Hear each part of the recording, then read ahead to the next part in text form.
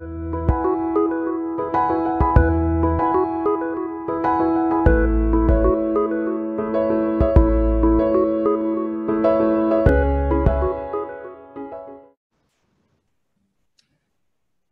pessoal, vamos iniciar então.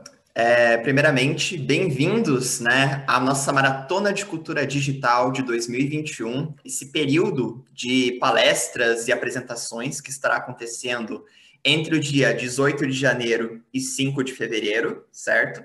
Além disso, nesse período, vocês poderão consultar conteúdos exclusivos que vão estar compondo aí o planejamento pedagógico de sua instituição de ensino, podendo participar diretores, coordenadores, administradores, mais da área da secretaria, da escola, né, e professores também, certo? Então, todo o evento, todas as temáticas, vocês podem consultar diretamente no site do Maratona de Cultura Digital, que logo, logo nós vamos disponibilizar novamente aqui no chat, tá bom? Meu nome é Willy, eu sou um dos agentes que trabalha aqui na área do sucesso do cliente da tecnologia educacional. Eu estarei responsável pela mediação do evento da Maratona de Cultura Digital. Bom, antes de abrir espaço aqui para o nosso palestrante, o Ilan Breman, o ícone Ilan Breman, né, gostaria de informar algumas coisas, que toda interação vocês podem fazer diretamente pelo chat, ok? Vou mandar aqui um bom dia, aí peço que vocês me confirmem, tá bom? Se está tudo certinho, se vocês conseguem interagir com a gente, porque qualquer pergunta que vocês tenham, questões ali que vocês querem trazer para a gente, podem colocar no chat, eu estarei anotando tudo e passando posteriormente para o Ilan também. Nós teremos um momento de interação aqui com vocês, então tudo que vocês tiverem, quiserem compartilhar com a gente, podem estar colocando aqui no chat, tá bom? Bom, então vamos abrir o espaço aqui para o Ilan. Ilan, primeiramente, muito obrigado por ter aceitado o convite de estar abrindo a nossa Maratona de Cultura Digital, né? O Ilan, pessoal, é um dos principais escritores de literatura infantil do Brasil, né? Além de ser doutor pela Faculdade de Educação da USP e também tem bacharel em Psicologia pela PUC de São Paulo. Então, certamente a conversa aqui, a palestra dele hoje vai ser riquíssima. A temática é intitulada como Por que as histórias são fundamentais numa época de incertezas, né? Algo legal de se trazer para o Willan, muitos conhecem, eu conheço ele também, até As Princesas Soltam Pum, né? Um best-seller incrível, muito legal, vale a leitura principalmente para quem é da área de educação, né? Entre qualquer pessoa que tem interesse por literatura infantil também. E além disso, é um parceiro aí magnífico nosso na oficina do livro, né? Nesse ano está com duas temáticas junto com a gente, o mistério da tocha olímpica e a grande tempestade. Então, Ilan, passo aí para você, muito obrigado pela sua participação e qualquer coisa eu estou aqui nos bastidores, tá bom? Muito obrigado, Willy, pela introdução aí da maratona. Bom dia, pessoal, bom dia para todo mundo. É uma felicidade estar aqui com vocês. A minha relação com a Positiva é de muitos e muitos anos, né, principalmente na oficina do livro, né, muitos projetos. Vocês vão adorar, se vocês não conhecem, vocês vão adorar a Grande Tempestade e o Mistério da Tocha Olímpica. Se Deus quiser, a gente vai ter Olimpíada esse ano, se der tudo certo, em julho, e está muito legal. E a Grande Tempestade tem a ver com esse momento que a gente está vivendo, né, da pandemia, e também ficou um livro bem legal, bem bacana, bem reflexivo, emocionante, a gente poder fortalecer aí a criançada. Bom, eu queria começar, né, o nosso encontro. Eu sempre começo, né, os encontros que eu faço, não sei se vocês me conhecem, enfim, já tiveram a oportunidade de estar comigo em alguma palestra presencial, ou mesmo remota do ano passado e tudo mais. Eu sempre começo meus encontros, e esses encontros eles podem ser encontros com professores, com, né, educadores em geral, encontros com executivos. Eu já trabalhei muito com executivos, trabalhando na área de educação mesmo e cultura, palestrando. Pode ser palestras no Brasil todo ou fora do Brasil, que eu já palestrei bastante também, em países da América Latina, em países da Europa. Qualquer lugar que eu esteja para palestrar, para falar como hoje, e assuntos dos mais variados, eu falo de diversos assuntos, né, na área de educação, obviamente, principalmente na área de educação, cultura. Eu sempre começo, o tema pode ser sério, não pode, ou pode ser um tema mais light, mais leve, mas eu sempre começo as minhas falas com uma história. né? Contando uma história, narrando uma história. E por que contando uma história? Por quê? Porque quando a gente conta a história, antes de começar a nossa fala formal, a gente se conecta, se vincula com o grupo que está do nosso lado. A gente se vincula com eles. Então, contar a história é uma coisa tremendamente positiva, porque já te vincula com o grupo, antes de você passar a parte formal, né? Contar a história prepara o terreno mental, prepara a mente para ouvir a sua fala, uma fala mais racional, mais lógica, é como arar uma terra. E não é à toa que grandes líderes espirituais, líderes políticos, líderes militares, gosto muito de história, é só correr lá para trás e ver isso, nesse campo espiritual, político, militar. Esses líderes, muitos deles muito famosos, né, que marcaram a história da humanidade, contavam histórias, muitas histórias, antes de executar o que eles tinham que fazer, falar coisas mais práticas e tudo mais. Todos eles sabiam da importância das histórias, né? No campo religioso, a gente pode falar de Gandhi, que adorava contar histórias antes de fazer a sua fala, pode falar do próprio Jesus, que transformou 12 pescadores em apóstolos, contando histórias, parábolas.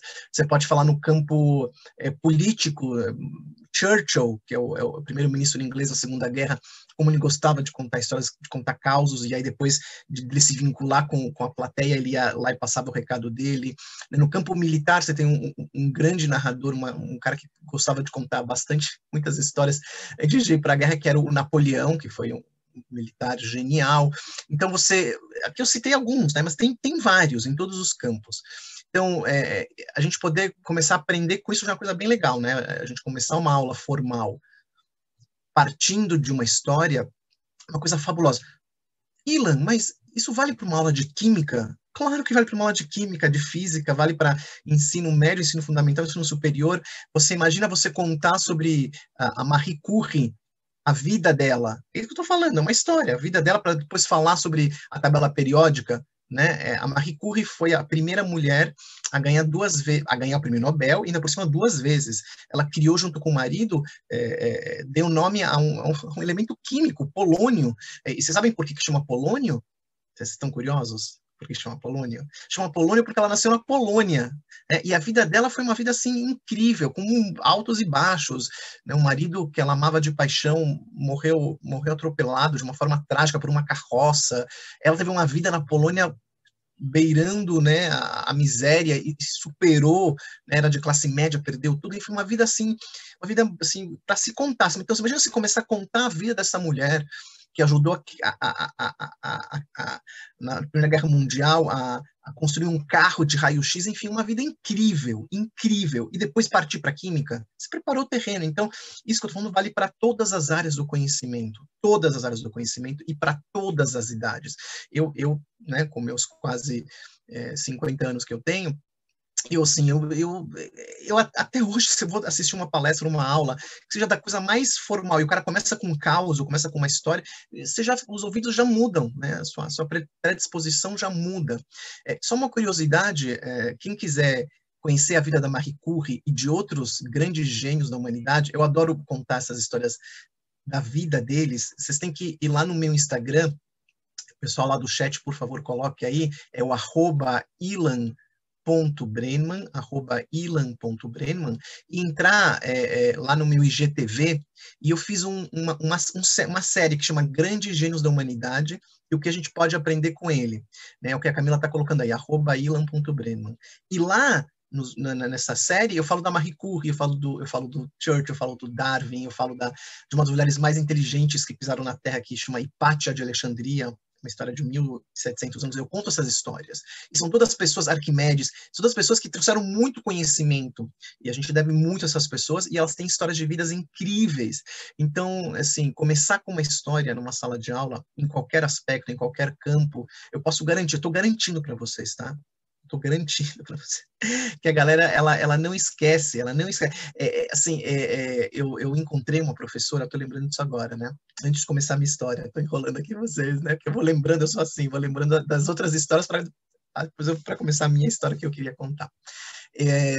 eu encontrei uma professora há muitos anos na rua, e era uma professora que eu conhecia ela, tinha uma relação com essa professora, e essa professora me abraçou, Ilan, tudo bem, não sei o que lá. Aí a gente começou a bater papo, e ela falou, Ilan, vou te contar uma coisa, acho que você vai gostar. Aí eu, conta. Ela estava aposentada já, era professora de História do Brasil. Assim, outro dia eu estava andando no shopping e encontrei um aluno, o aluno me reconheceu. O cara já de barba, eu dava aula para ele no Fundamental 1, o cara de Fundamental 2, o cara de barba, não sei o que, com filhos, e veio me abraçar e falou, professora, nossa, eu nunca esqueci da sua aula sobre os bandeirantes. Os bandeirantes são os paulistanos aqui, o pessoal aqui de São Paulo que desbravou e tudo mais. Tem as polêmicas em relação a eles, mas enfim, são os caras que desbravaram aqui a região. E aí ela me contou o seguinte, a professora, que ela falou assim, você lembra da aula dos bandeirantes? Mas por quê? Eu falei, não, porque você sempre começava com uma história, eu lembro de uma história que você contou entre os bandeirantes e os índios, e que teve um encontro entre os dois, e um dos índios pegou uma flecha, pegou um arco e atirou no olho de um bandeirante, arrancou a flecha com o olho na ponta da flecha sangrando, e depois, nossa, eu nunca esqueci dessa cena, e depois eu lembro da matéria que você deu logo depois falando disso, e a professora me contou, Ilan, olha que coisa louca, essa história do índio, acho que eu inventei ela só para chamar a atenção deles. Só que ela inventou uma história, uma narrativa, aquilo mexeu com o cérebro daquele aluno, e toda a informação que ela passou, que era uma informação ligada à história, à matéria, conteúdo, ele grudou na memória. Ou seja, aquilo que chega na nossa emoção, aquilo que chega no nosso sentimento, ele vai para o intelecto. Vai, tá, gente? Então, aquilo que chega na emoção, ele vai para o intelecto. Então, assim, e tem uma outra coisa interessante antes de contar a minha história para vocês, que eu separei aqui para contar aqui para vocês. Eu sempre, quando eu conto as minhas histórias, eu separo umas 3, 4 que eu sempre repito. E eu gosto muito dessas histórias que eu repito. Eu conheço muitas histórias, mas eu sempre começo com essas 3, 4. E uma vez, uma pessoa que me acompanhava, tem alguns seguidores que me acompanham há anos, em presencial, agora nas redes e tudo mais, né? E pessoas que acompanham palestras repetidas. E aí um dia essa pessoa chegou para mim e falou assim, mas por que você conta sempre essa mesma história, né, na palestra? Eu falei, por que você vem sempre na palestra? Ele falou assim para mim, não, porque é sempre diferente. Eu falei, então, aí está a resposta. Se você vem para uma mesma palestra e é sempre diferente, por quê? Porque quando eu conto uma mesma história, eu não sou mais o mesmo, eu sou outra pessoa. E quem ouve uma história mais de 2, 3 vezes também não é a mesma. Já é diferente. Então você entende de forma diferente. Por isso que a gente gosta tanto de repetição. A gente ama repetir. Não só criança gosta. Conta de novo. Quantas vezes vocês assistiram Titanic, por exemplo? Quantas vezes repetido Titanic? Quantas vezes? Aquela música, aquela letra de música que você repete, repete. Então não é só criança que gosta de repetição. Né? A gente também tem isso, né? O adulto também gosta de repetição, com certeza. Então, eu vou contar essa história agora para vocês e a gente continua aí nosso bate-papo, tá bom? A história que eu vou contar para vocês está num livro que eu escrevi, que chama As Narrativas Preferidas de um Contador de Histórias. Eu tenho mais de 80 livros publicados, mais de 40 traduzidos na Europa, na Ásia, aqui nas Américas. Quem quiser conhecer mais assim os meus livros, mais de uma forma mais próxima de literatura, eu virei autor exclusivo da Editora Moderna, então meus livros estão migrando aos poucos para a Editora Moderna, já tem 45 que estão lá, então é só procurar na internet ou no Instagram, tem bastante coisa no meu Instagram, para encontrar os títulos e tudo mais, que vocês vão curtir. Eu separei algumas coisas aqui, tem pouquinho, mas tem muito mais, é só procurar depois na internet os títulos. Esse livro que eu falei, ele foi agora para a Moderna, está com uma capa nova, você põe na Editora Moderna, ele aparece, tá bom? Então, a história que eu vou contar para vocês, que é desse livro, que é um conto antigo, é um reconto, fala sobre um rei muito poderoso. E este rei poderoso, numa das suas viagens, conhece uma rainha. E quando ele conhece a rainha, paixão, uma paixão fulminante. Sabe aquela paixão? E paixão correspondida. A rainha também deu match, deu química. A rainha também ficou enlouquecida pelo rei. E o rei foi logo falando, rainha, vamos para o meu castelo, quero casar com você. A rainha, claro, agora. A rainha foi até o castelo do rei. E assim que ela pisou no castelo do rei, misteriosamente, ela ficou doente. Ninguém sabia, ninguém, o que ela tinha. Ela foi emagrecendo, definhando, definhando. O rei chamou médicos, ele era muito poderoso, muito rico, os melhores do mundo. Examinaram a rainha e não adiantou. Ela emagrecia e definhava, emagrecia, definhava. O rei então chamou curandeiros, feiticeiras, ervas misteriosas, deram para a rainha e também não adiantou. Ela continuava emagrecendo e definhando. O rei entrou em desespero e disse: eu mesmo vou procurar a cura para minha amada esposa, porque mesmo ela doente, ele casou com ela. E foi procurar a cura pelas cidades, pelos campos. E num desses campos, ele avistou, num desses campos, uma cabana. Muito simples. Se aproximou da cabana, colocou o rosto na janela e viu lá dentro um camponês. Também muito simples. Na frente, uma camponesa, gordinha, rosadinha, que gargalhava, gargalhava. O rei ficou curioso, bateu na porta. A camponesa abriu. Majestade, ele ficou assustado, o próprio rei. O que o senhor quer por aqui?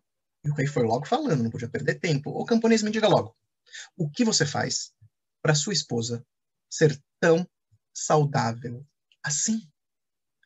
O camponês pensou um pouco e disse: saudável? Sim, saudável, feliz, olha lá.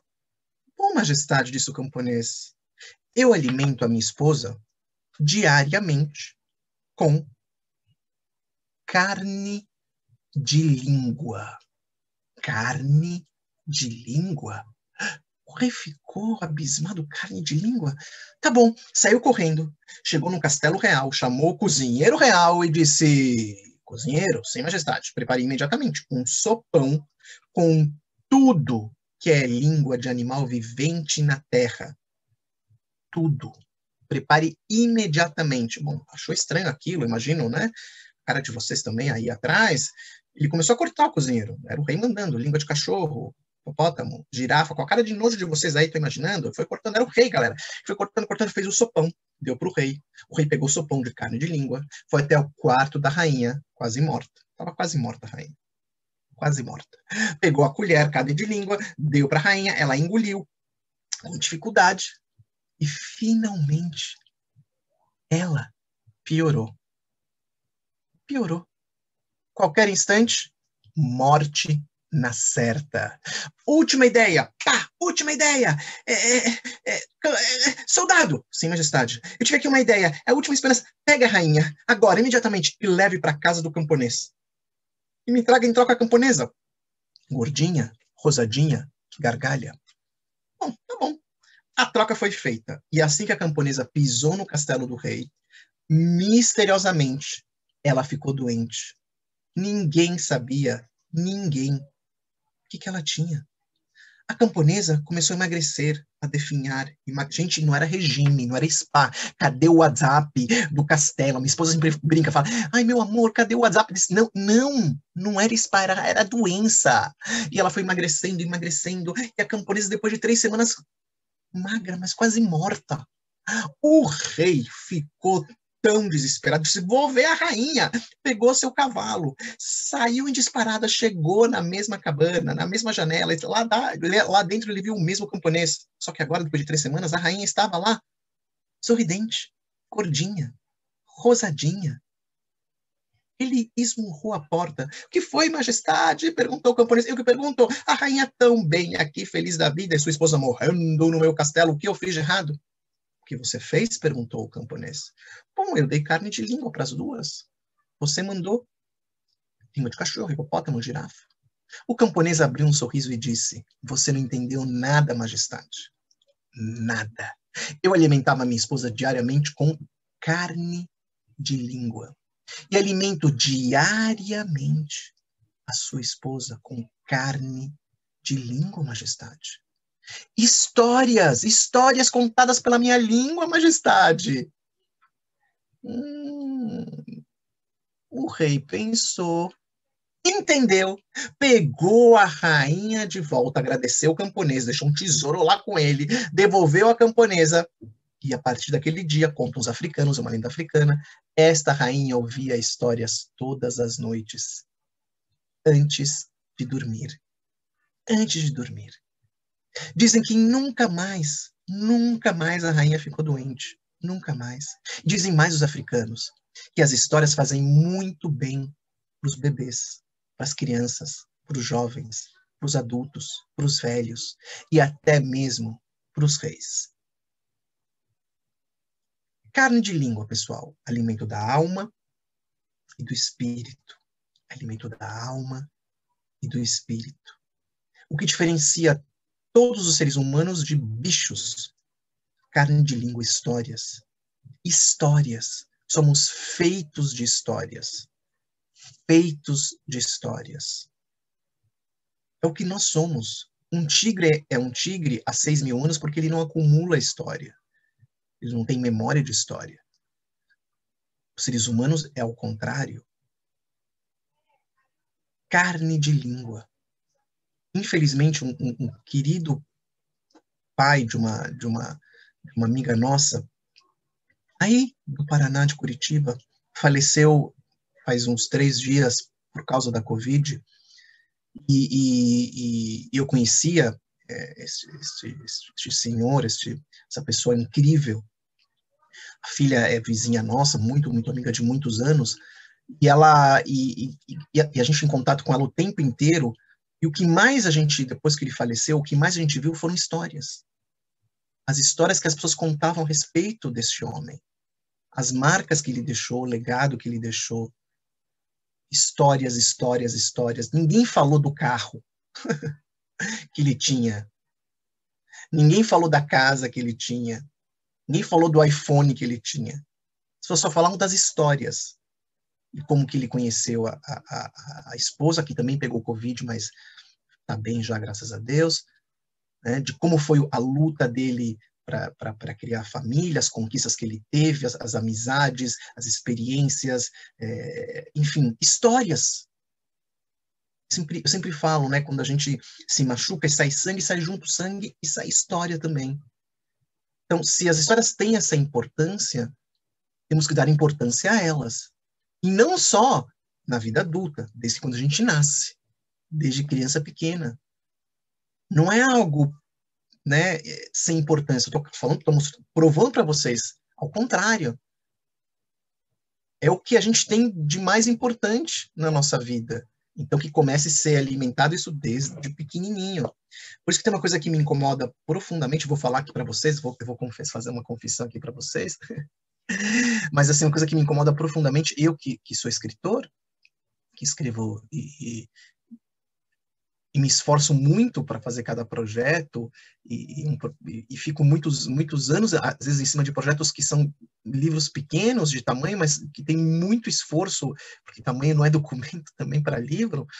Então, você tem todo um trabalho de estudo e de esforço, e vem as pessoas não fazem por mal, mas é o que está por trás disso, né? Na verdade, é aqui que estou, né, falando para você sobre o olhar que a gente dá como adulto para as histórias das crianças, por exemplo. Fala assim, Ilan, qual é o seu próximo livrinho? Ah, você escreveu um livrinho agora para quê? Livrinho? Porque tem uma coisa meio assim, uma coisa assim... Gente, acabei de falar para vocês, nós somos feitos de histórias. Livros infantis podem mudar a vida de criança, e muda, eu tenho muitas histórias sobre isso. O impacto que tem uma boa literatura para a criança na vida delas, e na própria vida de alguns adultos que não leem, que nunca leem, e vão ler para os seus filhos pela primeira vez, e impacta a vida. E eu tenho tantos vídeos no Instagram, tem um vídeo de uma senhora de 80 anos lendo um livro que eu escrevi, um livro que chama A Busca de Esmeralda, no interior do Rio Grande do Norte, ela chorando,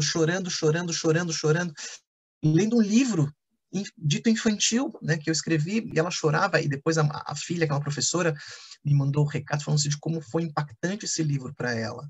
Então, você imagina para criança, você imagina, né? Então, falar de livrinho não é... Né? Então, essa história que eu contei, que eu falei que é do livro das narrativas preferidas, eu tenho uma categoria de livros que eu chamo de recontos, que são livros que eu escrevo pesquisando histórias do mundo inteiro. São histórias que eu fico anos pesquisando histórias do mundo inteiro.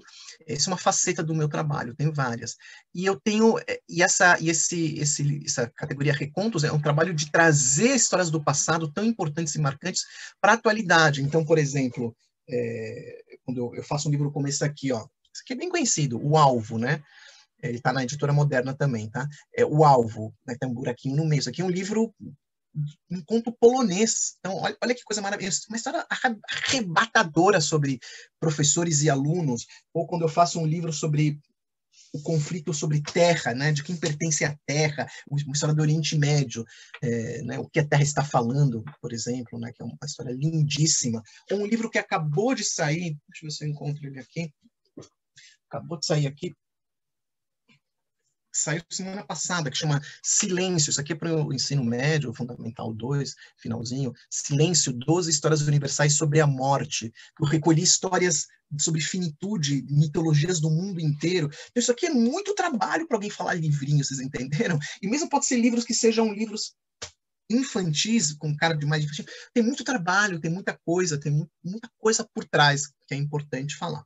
Então, assim, sobre a questão da carne de língua, o que eu queria falar para vocês que trabalham com educação, do momento, partindo do princípio que vocês concordam comigo que carne de língua é importante, que as histórias são importantes, de novo, só pensar na vida de vocês, tá? Como a gente troca isso, né? Liga para comadre para fofocar. Fofoca é história, tá? Para fofocar, a gente vê filmes da Netflix, é história, escuta a letra de música, é história, enfim, é tudo história, tudo, né? Tá tudo lá, ler romance, teatro, tudo. Então, partindo do pressuposto que isso é verdadeiro, eu acho que é, enfim, acho, não tenho certeza, somos feitos, né, a nossa matéria é história, existe no mundo, isso é importante vocês saberem, carne de língua de primeira e carne de língua de quinta categoria. Então, isso afeta a mente da criança, afeta mais ainda agora, nesse momento maluco que a gente está vivendo. Então, existem histórias de muita qualidade e histórias de baixa qualidade. Né? Então, sabendo que as histórias são fundamentais na nossa vida, muita gente da área de tecnologia, as chamadas Big Techs, Google, Facebook, Twitter, Instagram e outras mais, assim, menores do que essas, sabendo dessa importância, elas criaram nas redes sociais uma forma de compartilhar histórias através de imagens, de fotos, de forma primordial. Instagram, histórias pequenininhas no Twitter, histórias maiores no Facebook. Só que essas histórias, normalmente, elas são carne de língua, na minha opinião, grande parte de quinta categoria. Porque não tem muito investimento, uma coisa rápida e faz parte da vida, enfim, jogar a conversa fora, sessão da tarde, tudo bem. Não tem importância. Mas isso não pode ser a totalidade da nossa vida. Né? Às vezes eu sempre falo assim, eu faço uma relação das histórias com a comida. A gente pode comer fast food. Não tem problema comer fast food. Final de semana, eu quando era criança adorava ir para o McDonald's, adorava. As minhas filhas, eu dei sorte, assim, elas não são tão fãs. A gente vai 3, 4, 5 vezes por ano. Elas não são fãs, elas gostam mais de japonesa, essa geração gosta mais de comida japonesa, né? Tamo frito, né? Que é caríssimo, né? Mas enfim, assim, mas quando a gente vai lá, a gente curte. Isso é uma coisa, de vez em quando, você relaxa, você sabe que não faz bem. Não faz bem, você sabe, não é? Mas tá bom, que a vida fica chata também, né? Tem que, às vezes, né, se tranquilizar, relaxar, enfiar o pé na jaca de vez em quando, senão a vida fica insuportável. Só que se você viver com o pé na jaca, aí a vida fica insuportável também, né? Assim, então você só comer fast food, que nem um maluco americano fez num documentário, recomendo, chama Super Size Me, a gente também, né? Então você fica só comendo coisa ruim, você apodrece por dentro, apodrece, cara, dá milhões de problemas, você só comida ruim. Então de vez em quando você tem que ter lá um equilíbrio nutricional, né? De vez em quando, porque senão a coisa pega. No mundo das histórias é a mesma coisa. Se a gente só ficar no mundo do Facebook, do Twitter, essas histórias efêmeras, pequenas, que não, enfim, todas, ou histórias realmente, mesmo na literatura existem histórias ruins, né, e que não fazem sentido, que é meio que nem conhece, não sabe realmente se comunicar com a criança, ou mesmo com o mundo adulto.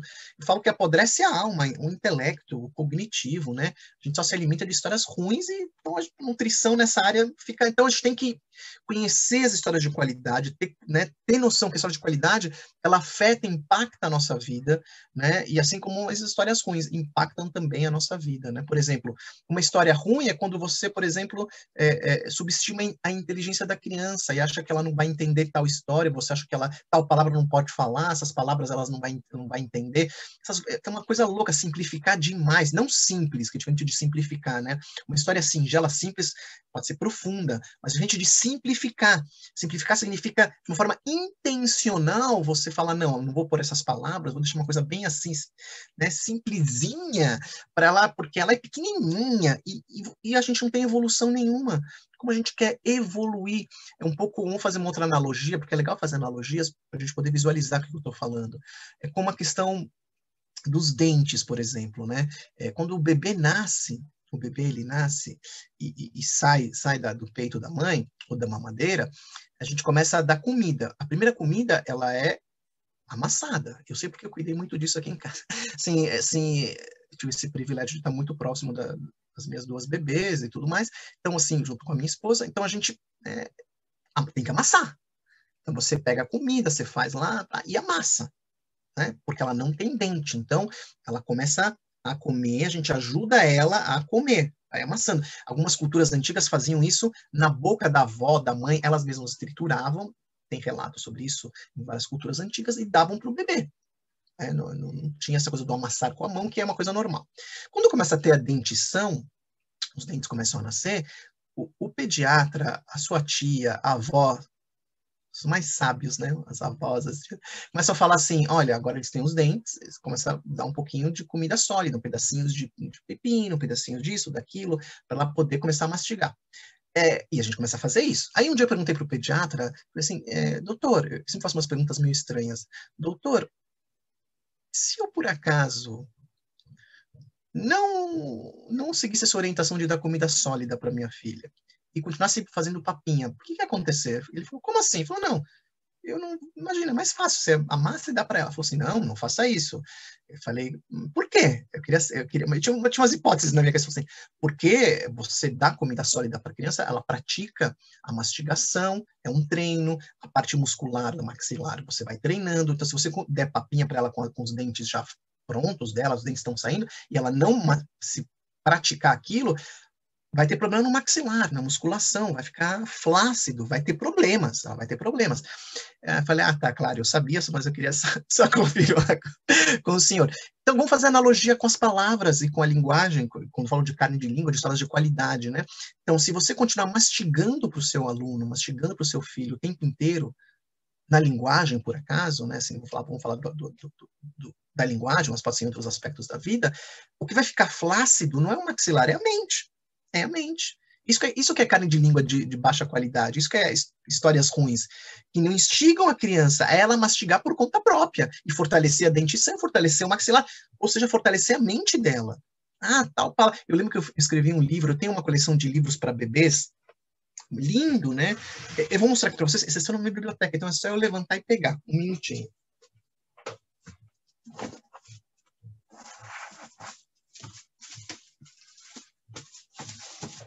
Eu tenho uma coleção de livros para bebês linda, que chama Bebê Leitor. Então tem a bolsa, por exemplo, é lindo de morrer. Tudo experiências com as minhas filhas bebês. A bolsa, tem o tanque de areia, tem a hora do almoço, né?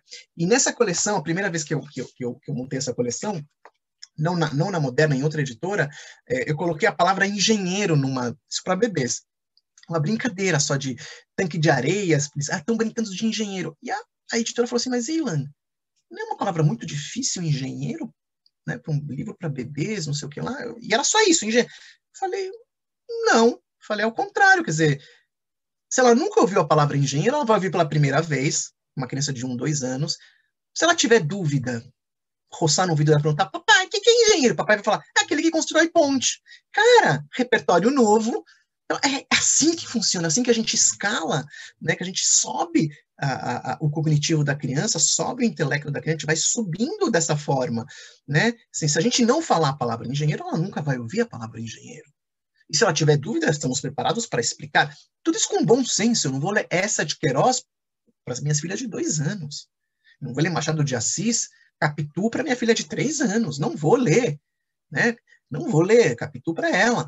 Então, mas ao mesmo tempo, num livro infantil de qualidade, você vê que as pessoas não podem fazer tantas concessões para poder estimular a criança a caminhar, né? Então, isso é uma coisa super, super importante, né? Que eu queria falar. Então, histórias de qualidade, elas instigam, elas desafiam a criança. Isso tanto no texto, pessoal, quanto na ilustração.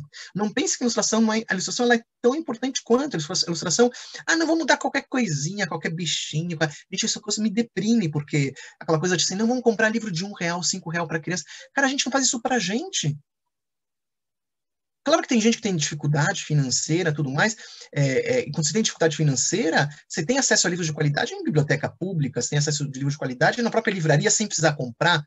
Claro, se você quer ter um livro em casa e você tem R$ 1,05, você vai comprar aqueles livros que são feios e mal feitos, mas é o melhor do que nada, obviamente. Mas ao mesmo tempo eu vejo que no Brasil, diferente da Europa, frequento bastante frequentava, né, bastante o continente europeu por causa dos meus livros, e diferente dos Estados Unidos, assim, o brasileiro, assim, no geral, isso vale para todas as camadas sociais, ele não dá muito valor para o livro como um investimento, como não, sempre é uma coisa assim, que caro na escola, R$ 40 um livro, poxa, gente, eles dão para as crianças, os pais, celular de R$ 1.000, de 3 mil, de 4 mil reais. Gente, cara, nada contra o moleque tá com 12, 13, 14, o pai quer dar celular, e paga às vezes em 10, 12, gente pobre, paga em 10, 12 vezes. Poxa, cara, o cara se sacrificou e faz o que ele quiser do dinheiro, tem que dar, quer dar, dá o celular, dá o boné caro, tudo mais que é importante, tá bom. Mas ao mesmo tempo não reclame de um livro de 40, essa que é a loucura, que não acontece lá fora. Um livro de R$ 40 é muito caro. Livro de 40, 50 é muito caro, né? E muitas vezes a classe média reclama demais e vai gastar num lanche com seu filho de final de semana 200 pau, num lanche, família de 4, né? Assim, e vai chegar à escola pedindo um livro de R$ 40, é o escândalo. Sendo que o livro fica e o que você comeu foi embora. Vocês entenderam, né? Depois o livro fica. É o brinquedo que nunca gasta. Ele cria memória, ele cria laços afetivos. Temos pesquisas mostrando que quem tem livro em casa, crianças que têm livro em casa, vão melhor na escola. Falam melhor, articulam melhor. Temos pesquisas mostrando que quem tem histórias na sua vida, contada pelos pais, pelos professores, tem melhores prognósticos em várias áreas da sua vida.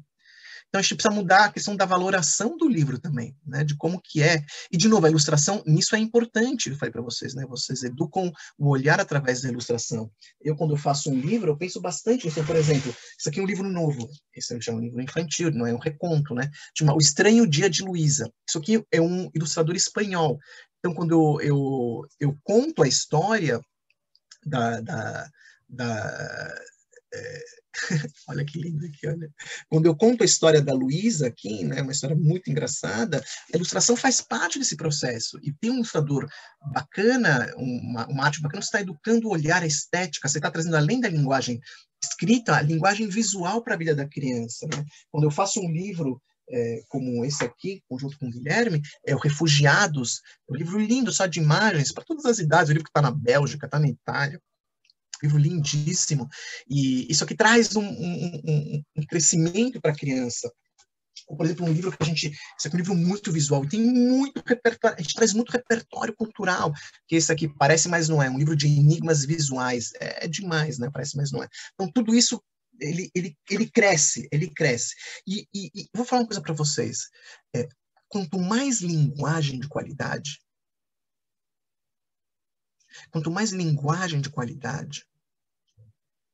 mais inteligência, mais empatia, mais oportunidades. E ao contrário, é verdadeiro. Quanto menos linguagem, menos repertório, mais dificuldade, mais violência. Eu vou fazer uma outra analogia para vocês sobre isso. Para ficar bem claro, como isso é claro. Isso que eu estou falando já está muito mensurado em pesquisas, tá? Isso não sai da minha cabeça só. Eu tenho milhões de horas de experiência no campo, né? Trabalhei muito no campo, no Brasil todo, lendo histórias e trabalhando com educadores. Eu tenho muitas e muitas experiências. E além dessas experiências, eu tenho teoria e tenho pesquisas de anos, não só minhas, mas do mundo inteiro, embasando o que eu vou falar agora para vocês. Então, não são hipóteses, tá? Isso já é um mundo concreto. Isso, em alguns lugares do mundo, nem se fala mais sobre isso, porque já está dado isso, tá? Uma coisa meio dada. Aqui a gente está lutando ainda. Então, que analogia que eu quero fazer para vocês? Depois dessa analogia, eu vou parar um pouco de falar para abrir para as perguntas, tá? As minhas filhas, eu tenho 2 filhas, são adolescentes agora, né? As minhas filhas, vocês, não sei se vocês têm filhos, mas isso deve acontecer na escola de vocês. Quando eram pequenininhas, as 2 tiveram experiências em momentos diferentes de serem mordidas por colegas. Então, elas chegam em casa com aquele roxo no ombro, nas costas, aquela coisa toda. Como pai, a gente fica muito bravo, não, quem mordeu a minha filha? Sei lá, você vai para a escola, e aí, chegando na escola, eu vou conversar junto com a minha esposa, com o coordenador, a coordenadora, e ela fala assim, ó, o menino que mordeu, aquele menino ali e tal, ele fala o nome do menino, e qual é a característica desse menino que mordeu a minha filha? Nas 2 vezes, quando mordeu a outra, era uma outra criança. E você vai começar a investigar, é muito parecido aqueles que mordem bem pequenininhos os outros. Normalmente, aqueles que mordem o amiguinho, que são os mordedores, são crianças que falam menos, que têm menos repertório, ou seja, que a linguagem não está tão avançada. Então, o que acontece? A mordida da criança significa uma forma de comunicação. Ela fala para o outro, eu te odeio, eu te amo, passa a bola, olha para mim. A mordida é uma forma de comunicar, porque a pessoa não fala, então ela está se comunicando com o outro através da mordida. É uma coisa violenta, agressiva, mas é uma forma de comunicação que ela não fala. E normalmente, quando essas crianças começam a falar, ou seja, você começa a estimular a linguagem, a mordida, a ação de morder desaparece. Isso não é exato, não é uma ciência exata, é ciências humanas, mas normalmente é assim que acontece nas escolas. Pode verificar, essas crianças param de morder assim que começam a avançar na questão da linguagem. Isso vale para o nosso mundo, gente. A sociedade brasileira e a sociedade internacional do mundo está num momento de mordida. A gente está se mordendo o tempo inteiro. E eu faço uma análise que a gente morde o outro, é agressivo, é ignorante, é intolerante, porque falta repertório. Você pode perceber, falta repertório.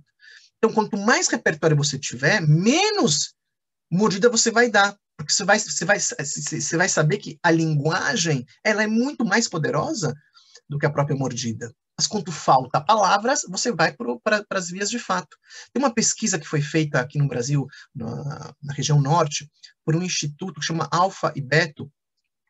Pesquisa linda, junto com universidades internacionais, que eles fizeram dois grupos, né? Um grupo que recebeu livros e formação para os pais para lerem para os seus filhos, tudo família muito pobre, e que não tinha linguagem, não tinha livros, linguagem literária na sua vida.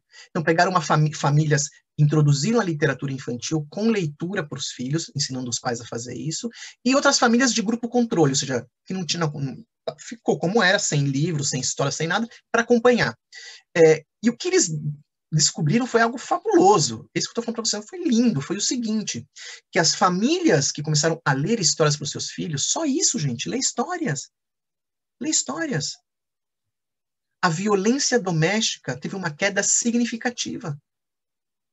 Os pais batendo nos filhos, os filhos se batendo, diminuiu muito, porque a linguagem substituiu essa violência. A linguagem substitui, você conseguiu nomear os seus sentimentos, quando você sabe nomear os sentimentos, você vai para a porrada. E a família, o grupo controle, continuou com mais violência, o que era violência doméstica. Né? Além de diminuir a violência, o simples ato de contar histórias em casa, aquelas crianças começaram a ir melhor na escola. E os pais não estavam lendo livros didáticos, eram literatura, como livros meus, sei lá, literatura, Ziraldo, Ana Maria Machado, Ruth Rocha, literatura. Por quê? Porque foi abastecendo de repertório linguístico a criança, abrindo a mente para receber informação. Então a criança começou a ir melhor, começou a falar melhor, escrever melhor na escola. Gente, olha isso. Não precisa, assim, grandes investimentos bilionários na educação que o governo, por exemplo, brasileiro faz. Se pudesse fazer uma coisa assim, porque isso leva tempo, na verdade. Então, político não quer saber disso, né? Político ele quer saber de coisa imediata. Por isso que é tão complicado aqui no Brasil todo. Né? Assim, a gente tem escolas que não tem biblioteca ainda, que é um absurdo. Bibliotecas públicas, né? Absurdo, absurdo. Não ter acesso a isso, né? Então, assim, então, olha a importância que isso tem. Bom, então eu vou encerrar com isso e eu vou deixar os 15 minutos finais aqui, os 20 minutos finais, para a gente poder papear, tá? Eu só queria dar alguns recados finais antes de abrir para as perguntas, que é o seguinte, assim, convido vocês para conhecer de novo o meu Instagram, né, @ilan.brenman, e avisar vocês, eu vou pôr aqui no chat aqui para vocês, aqui o chat aqui, deixa eu ver aqui, Está no lugar certinho aqui. Aqui, espera um pouquinho. Aqui. Vou pôr aqui no chat para vocês um link de um encontro que eu vou fazer, acabei de colocar, de um encontro que eu vou fazer na quarta-feira, que precisa de inscrição, que é um tema também bem interessante, é outro tema completamente diferente do nosso tema, então quem quiser tá lá, que chama Quem Tem Medo do Lobo Mau? O impacto do politicamente correto na formação das crianças e jovens, que é um estudo de doutorado, né? Coloquei, então, quem quiser, por favor, divulguem entre os professores de vocês, entre as escolas, tem vagas limitadas, tá? O pessoal já está se inscrevendo, então eu coloquei o link para vocês aí, né, no chat, acho que foi, né? Acho que está aqui, sim, está tudo certinho, e aí vamos abrir agora para as perguntas, Willy, e a gente vai aí encerrar aí com as perguntas, vamos lá. Perfeito. Ilan, muito obrigado, primeiramente, então, pela tua participação aqui hoje, comentários incríveis que você trouxe para a gente, exemplos bem práticos, principalmente para o pessoal aqui, que é o público-alvo nosso, né, que são diretores, coordenadores e professores, e nesse período que você bem colocou no título, né, um período de incertezas, né, como que as histórias podem complementar isso. Eu que sou da área de letras, estou me formando agora, inclusive, acabo o curso finalmente no próximo mês, e acrescentou muito o que você trouxe aqui para mim, com certeza para todos os professores que estão acompanhando aqui a gente também. Tem um comentário da Kátia, que eu achei bem legal aqui, que ela trouxe como pergunta, que ela diz o seguinte: acredito que a educação tem oferecido muita carne moída para os estudantes. Por isso o pensamento não tem criado raízes em muitos casos, né? Eu acho que o que ela quer dizer aqui, será que é por isso que as histórias, às vezes, elas não conseguem impactar o aluno da maneira que a gente espera, talvez, né? Parece que fica numa parte que não alcança o aluno 100%. O que você diria sobre isso? Eu acho que é por aí mesmo, é boa expressão carne moída mesmo, né? Não só histórias são muitas, mas as próprias crianças estão sendo moídas no moedor de carne, né? Assim, se pensa muito, desde muito pequenininhas, na eficiência, no sucesso, já que o menino tem 1 ano e o pai já quer pôr ele em Harvard, né? Em Yale, né? Que ele quer estar já, não, tá com 1 ano de idade, eu quero que ele entre na federal. 1 ano, meu filho, deixa o menino tranquilo, né? Assim, faz ele brincar. Por isso que os jovens estão todos doidos, enlouquecidos, né? Tem uma juventude muito maluca aí, porque exatamente por isso, porque essa pressão que se tem, está se moendo muito. Isso é um outro assunto, mas enfim, está se moendo muito, a própria infância está sendo moída, né? E as histórias trazem um equilíbrio, as histórias de qualidade trazem um equilíbrio para isso, né? Quando eu crio, por exemplo, eu espero que o pessoal que está me ouvindo aqui das escolas tenha a chance de fazer o projeto que eu fiz o ano passado, e vai esse ano também, da Grande Tempestade. Deem uma olhada, depois peçam isso, participem, não sei se vocês estão participando dessa oficina do livro A Grande Tempestade, que é uma história que é uma fábula, é um pouco isso, né, que fala assim de como que a tempestade, ela vem, gente, não tem como, precisa falar para as crianças, elas estão vendo, estão absorvendo isso, a criança, ela absorve tudo, então a grande tempestade, como é uma relação que eu faço com a pandemia, a grande tempestade tem a ver com a pandemia, e como a gente pode sair dessa pandemia mais fortalecido, mais unido, mais reflexivo, isso está na literatura, está na linguagem, quando vocês fizerem esse projeto com as crianças, tanto a Grande Tempestade quanto o do Ministério da Tocha Olímpica, estimulem eles a escreverem sobre isso, a falarem sobre isso. Então, isso não é moer a criança, isso é fazer ela florescer, é muito ao contrário. Tem mais um comentário aqui da Camila, ela diz o seguinte: gostaria de pedir para o Willan comentar sobre o papel da contação pela criança, além da absorção de histórias. Nesse sentido, qual seria o potencial de desenvolvimento cognitivo pela possibilidade de escrita pelos alunos na oficina do livro, né? O que você diria, Willan? Qual seria o potencial de desenvolvimento cognitivo para o processo de escrita? Então, gente, você poder nomear sentimentos são as coisas mais importantes da nossa vida, né? A criança, ela precisa ter isso. A oficina do livro, ela permite exatamente isso. A criança se projetar dentro de uma história e falar sobre ela. Você quer saber quem é seu aluno? Você quer saber quem é seu filho? Deixa ele falar, deixa ele escrever. Ele vai se colocar no texto, ele vai se projetar na história. A gente faz isso quando assiste um filme, a gente se identifica com personagens, se identifica com um personagem bom, com um personagem ruim, você se identifica com o coadjuvante, você se emociona, você se coloca, você se projeta, e a oficina do livro é uma grande tela de projeção, porque você dá espaço para a própria criança se colocar. Quando eu escrevo um livro e está pronto para a criança, ela se projeta bastante. Aqui a gente está indo um passo um pouco a mais, né? Eu faço uma parte da história e a criança faz a outra parte. Ela está sendo coautora da história e podendo se colocar de uma forma, né, intensa e muito reveladora. Então é fabuloso. Façam oficina do livro, pelo amor de Deus. Bacana. Bom, pessoal, vocês podem ir mandando ainda os comentários aqui no chat, tá? Fiquem à vontade, qualquer pergunta que vocês tenham. O Ilan tem mais um tempinho aqui com a gente. A Camila agradeceu aqui. Ilan, queria ver com você também, até trazer em formato de comentário e, a partir disso, trazer como pergunta também, né? Você trouxe o exemplo dos filmes, que a gente tem esses sentimentos, essas experiências que são trazidas por esse efeito visual também, né? E o que você teria sobre dizer a partir dessa temática? Porque hoje nós temos muitos artefatos culturais, né? Além do livro, nós temos o filme, nós temos a experiência da música, nós temos a experiência do novo sistema de streaming, né, que está dominando o mundo todo hoje. E o que você acha disso? Essas experiências, elas podem ser compartilhadas pensando em contar histórias, de relacionar um filme com um livro, ou você acha que elas se distanciam muito, né? Um professor, talvez faça mais sentido, ele consiga muito mais experiências trabalhando a literatura escrita, talvez, né, a contação de histórias a partir de um livro escrito, do que talvez uma análise de um filme, ou os dois podem se complementar, porque hoje, na minha perspectiva, pelo menos, antes eu acho que a escola fugia um pouco disso, né, de trazer esse tipo de material. Já hoje, com tudo que está acontecendo, com as novas experiências que os alunos, a juventude vem tendo, eu acho que é algo que a escola não tem mais como se distanciar, de certo modo, né? O que você teria para falar sobre isso? Olha, se você começar a citar o Willy ou o pessoal, os filmes que vocês assistiram no Netflix, na Amazon Prime, na Disney Plus e todos o Globoplay, mesmo na TV aberta, filmes que vocês gostaram, seriados, eu te diria que, vou chutar aqui, tá? Uns 80, acho que uns 90% de tudo que você assistiu saiu de livro. Saiu de livro. Isso já é uma parte da resposta, quer dizer, a gente está aqui babando, nossa, adorei aquela série da Netflix, adorei aquele filme. Vai ver, lê os créditos, lê a história. Saiu de livro. A literatura foi base dos grandes filmes da humanidade. Livros de autores que, baseado no livro, fizeram o filme, baseado no livro, fizeram o seriado da Netflix.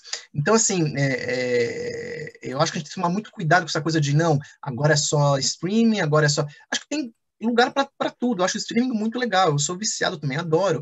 Mas também sou viciado em literatura e também, né, escuto música. Acho que a gente tem espaço para tudo. Né? Eu acho que a gente criar um monopólio aí como se chama, de um artefato cultural, acho que ele é muito perigoso. Acho isso muito perigoso, porque você empobrece, né? Porque você assistir um filme e ler um livro são experiências diferentes. Né? O filme, ele trabalha com uma área cerebral isso também é comprovado por ressonância. Então, ele trabalha numa área cerebral bem diferente. Tá? Quando a gente lê um livro, aciona uma parte do cérebro. Quando a gente vê um filme, escuta uma música, são outras partes cerebrais. Então, vamos iluminar o cérebro o máximo possível com diversidade. Né? Então, e se a gente não fizer isso quando criança, a coisa fica... Por isso que é tão trágico o monopólio das telas para a infância. Eu acho isso trágico. E às vezes os pais não percebem isso, porque aí começa a vir pesquisa e os pais se ligam. Só um fato mostra a tragédia disso, porque os caras que criaram as telas e a internet não deixam os filhos mexerem em tela. Então pronto, ponto final, acabou. Não tem mais argumento. O cara que criou isso aqui, né, que a gente está tendo agora, é o cara que, quando o filho nasce, fala, não, você não vai mexer no iPad, até tal idade, quando começar vai ser pouquinho, tá? Então, o Steve Jobs foi assim, o Bill Gates foi assim, e tantos outros gurus da tecnologia, eles sabiam que vicia e que faz mal para a criança, sabiam e sabem, sabem. Então, faz mal para a criança em excesso, tá? Então, eles para os filhos não dão e para os outros tudo bem. Então, por que a gente entra nessa roubada? Então, você, para o seu filho pequeno, legal, você deixa 1 horinha para a criança com tempo, como tudo na vida. Você deixa seu filho ficar 1 hora comendo doce sem parar? Não. De vez em quando, tudo bem. Você deixa seu filho enfiar o dedo né, na tomada, não sei o que lá? Não. Então você, porra, por que você deixou seu filho 14 horas na tela, meu? Não dá. Então, assim, não tem sentido, faz mal, emburrece, faz mal. Né? Criança fica antissocial, trabalha com, né, não dorme direito, faz mal, fica inquieto. Então, de vez em quando, não tem problema. Essa é uma coisa que eu falei, de vez em quando não tem problema, com parcimônia. Então, acho que a resposta que eu te diria é essa, é diversidade, né? Diversidade é a resposta. Com certeza. E voltando um pouquinho sobre a oficina do livro também, mas relacionando com uma outra temática que é bem importante, que é a relação dos pais, né? A família, nesse contato que a criança, o adolescente, enfim, a vida toda a gente vai ter com a contação de histórias, a literatura, entre toda essa outra diversidade de artefatos culturais que eu havia colocado, né? Pensando na oficina do livro, como que você acha aí, até porque a gente não sabe como que vai estar nos próximos meses, teve o anúncio da vacina agora recentemente, né? Mas a gente sabe que a retomada das coisas, que eu diria talvez 100% presencial, vai ser bem aos poucos, né? E pensando nesse contexto de escola, ainda mais agora 100% online ou híbrido, os pais com certeza ficaram muito mais próximos, né? Como que você acha que a família pode se envolver junto com a escola, principalmente pensando na oficina do livro, talvez, né? Porque você que conhece bem a história da oficina, geralmente os alunos faziam muito mais na escola, né? Era o professor no lado, no laboratório de informática, escrevendo o livro ali junto com o aluno, e hoje essa interação está muito mais a família em casa e o professor fazendo a mediação no outro lado do computador, né? Como que você reflete sobre essa nova experiência, né, que vai ter os pais mais envolvidos? O que você acha disso? Tem um lado complicado, tem um lado bom, como tudo na vida.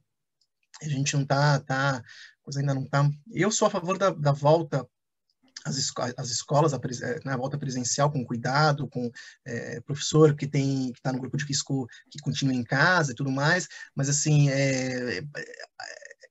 nada substitui o presencial, nada substitui o presencial. Para mim, essa coisa aqui, a primeira coisa que eu queria falar sobre isso.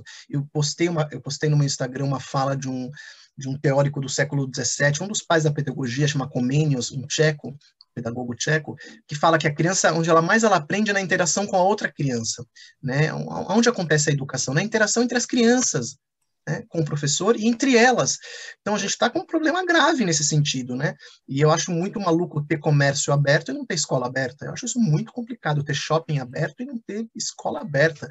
Eu acho isso, né? Para mim, a escola é mais essencial do que shopping. Sinto muito falar para vocês, mas eu acho mais importante ter escola do que escola aberta do que shopping aberto, né?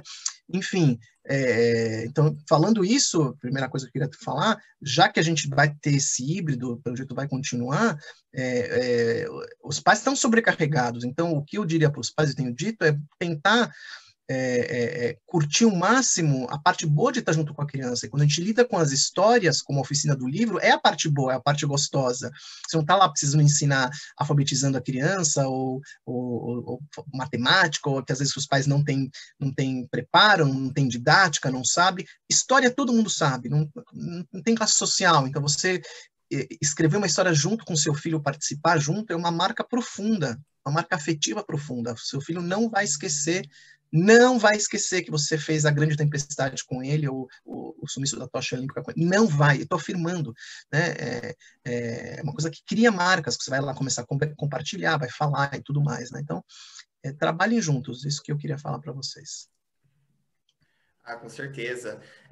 Pessoal, temos aí mais uns minutinhos, podem mandar os comentários que vocês quiserem também sobre os pontos que o Willan tocou com a gente aqui. Eu queria um último comentário, Willan, que a partir do que você disse, né, sobre leitura, as histórias compartilhadas, né? Certamente, como indivíduos, nós somos únicos, né? Nós temos a nossa experiência a partir do contato com uma história, mas a importância disso ser compartilhado também, né? E pensando nessa situação que estamos vivendo em um mundo de incertezas, como que você vê essa importância do compartilhar? Você pode falar um pouquinho sobre isso? Do aluno trocar a experiência dele com o outro, o professor trocar a experiência com o aluno ser ouvido a partir dessa experiência de trocas, né?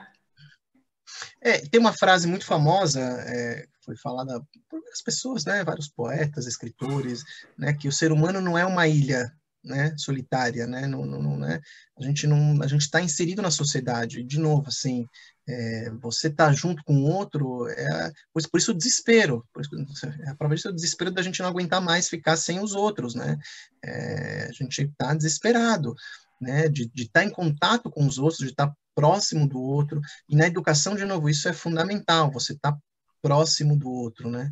Então, assim, eu espero que a oficina do livro e esses projetos, a literatura, consigam unir as crianças, por mais que elas sejam em casas pela internet e tudo mais, que elas voltem a se encontrar presencialmente, que eu acho que também isso é das coisas mais importantes, né? Aqui em São Paulo, por exemplo, assim, a gente está, não sei como está em Curitiba e no Paraná, mas aqui em São Paulo, a princípio, elas vão voltar dia 1º de fevereiro para a sala de aula presencial, 35%, depois vai aumentar, cara, isso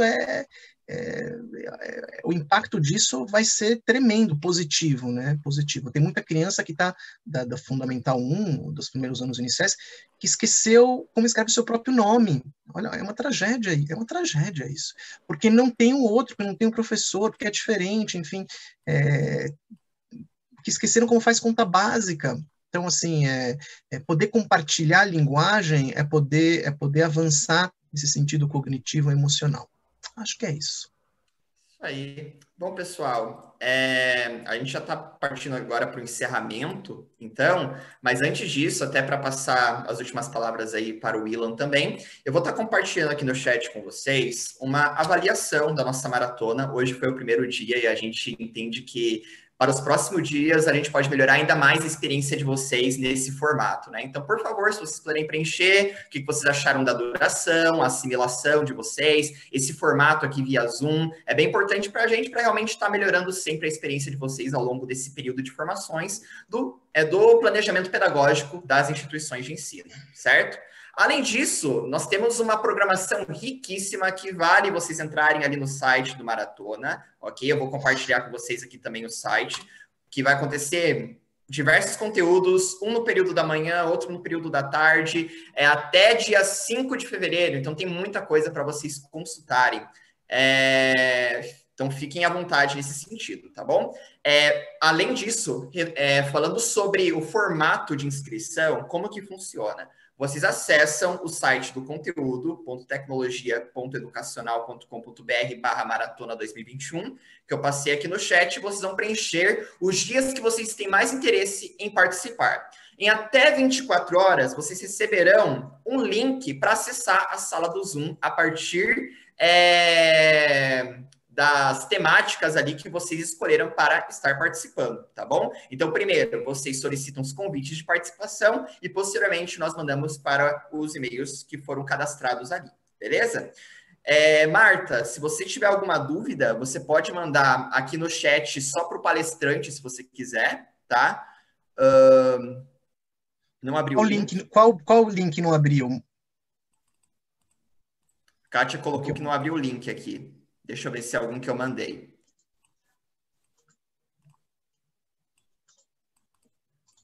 Do formulário? Será que ele está no privado? Vamos descobrir aqui. Às vezes pode acontecer. Só um momento, vou testar aqui ele. Que estranho. Ele abriu aqui, mas pode deixar, pessoal, que a gente vai mandar pelo e-mail de vocês também. Às vezes alguma configuração aqui no chat, dependendo de onde vocês estão abrindo, pode ter alguma interferência nesse sentido. Mas as avaliações, elas vão para o e-mail também, tá bom? Então eu passo agora aí, Ilan, a gente agradece novamente pela participação tua aqui com a gente nessa abertura. Muito obrigado, realmente valeu muito a tua fala, acho que acrescentou bastante, tanto para o pessoal professores, coordenadores, diretores que estão acompanhando aqui com a gente. Antes de passar para as suas últimas palavras, queria dizer com relação aos certificados, em até 24 horas, quem participou aqui hoje estará recebendo via e-mail o certificado de participação desta webinar. Então, é um certificado por participação. Então, se vocês participarem de 20 apresentações, logo vocês receberão 20 certificados pelo e-mail, tá bom? E, além disso, a gente vai mandar junto a pasta em que vai estar sendo disponibilizado as gravações das palestras, bem como a do Willan, como as outras que estarão acontecendo também, tá bom, pessoal? A Marta questionou sobre a forma de acesso. Marta, você vai acessar aqui o link que eu mandei aqui em cima, eu vou enviar de volta ele, tá bom? Neste link, você vai acessar o formulário que está dentro deste site, tá bom? Tem um formulário dentro dele. Neste formulário, você vai selecionar os dias que você quer participar. Ao selecionar os dias que você quer participar, posteriormente, a gente vai mandar daí os links de acesso do Zoom, tá bom? Bom, então, Willan, passo aí as últimas palavras para você. Novamente, fica o nosso agradecimento da Tecnologia Educacional, do time do Sucesso do Cliente. A gente agradece pela parceria de sempre e valeu aí, tá bom? Valeu, eu que agradeço. Boas histórias para todo mundo e principalmente boa vida. Tchauzinho, pessoal. Valeu, pessoal.